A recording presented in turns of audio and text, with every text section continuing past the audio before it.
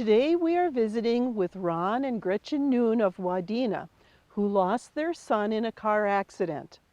Then we will talk to Michael and Adele Jacoby of Hector, who lost their son to suicide. Finally, we will meet Jerry and Vivian Heltemus of Morris, who lost their son to cancer.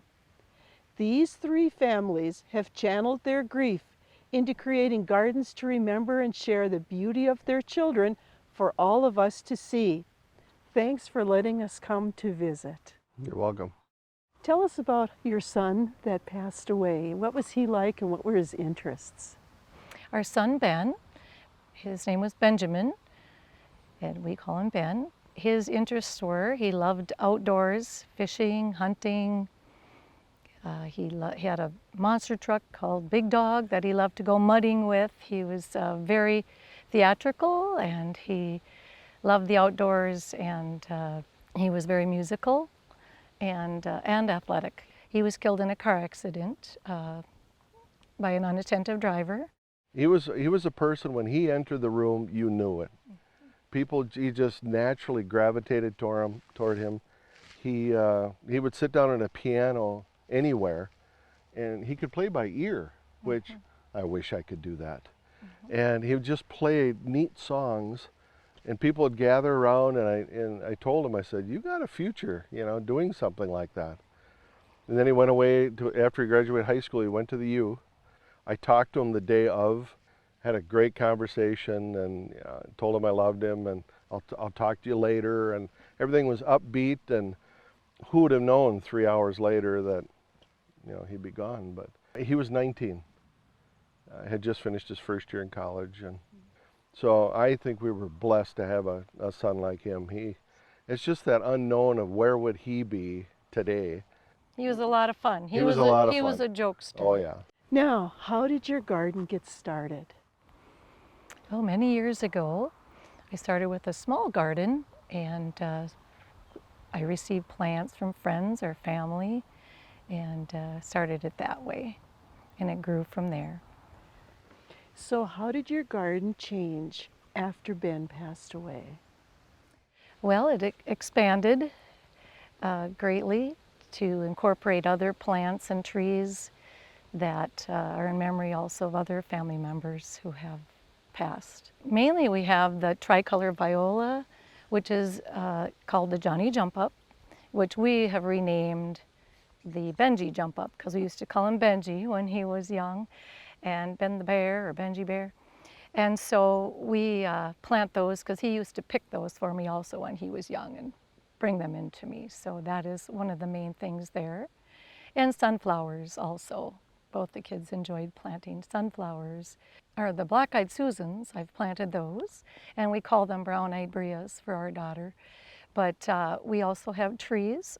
It's a Northwoods maple that was planted in memory of our son Ben, and a crabapple tree also. And we have 2 Colorado blue spruce that were planted in memory of my sister Roberta and her husband Steve.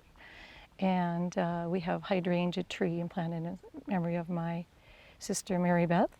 Also apple trees in memory of my husband Ron's parents and my dad. So a lot of things are connected with the things that we grew up with. I have things blooming from very early spring, from the tulips and hydrangeas and crocus. Through each perennial season I've had, now the coneflowers and lilies are blooming, and the hydrangeas are, just starting to burst open, and it's beautiful. Well, I see that you plant some flowers that attract butterflies too. Is that important to you? Yes, that's very important to me. I always say you can never have too many flowers. They bring so much joy.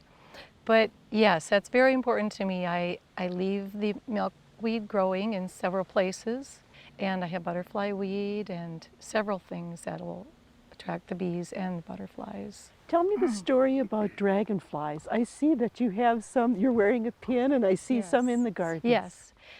This beautiful pin was given to me by our beautiful daughter. She has given me several.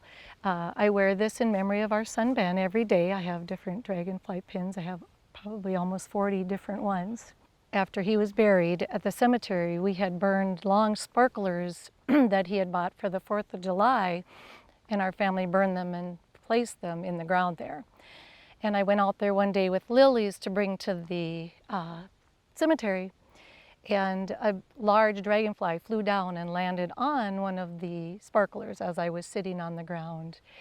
And then I've received a book about water bugs to dragonflies from a friend, about telling children about heaven.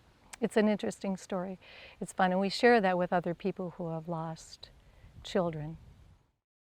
How do you divide up the workload for caring for all of these beautiful plants in your yard?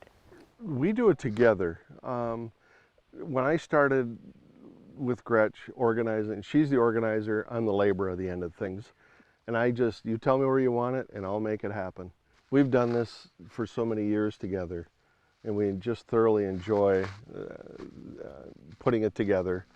And it's growing. And it's just it truly is a labor of love for us and for other people. Well, thank you both so much for letting us come to visit and see your beautiful place, and for sharing your garden. Oh, thank you. You're very welcome. It's a joy. We hope it brings joy to others.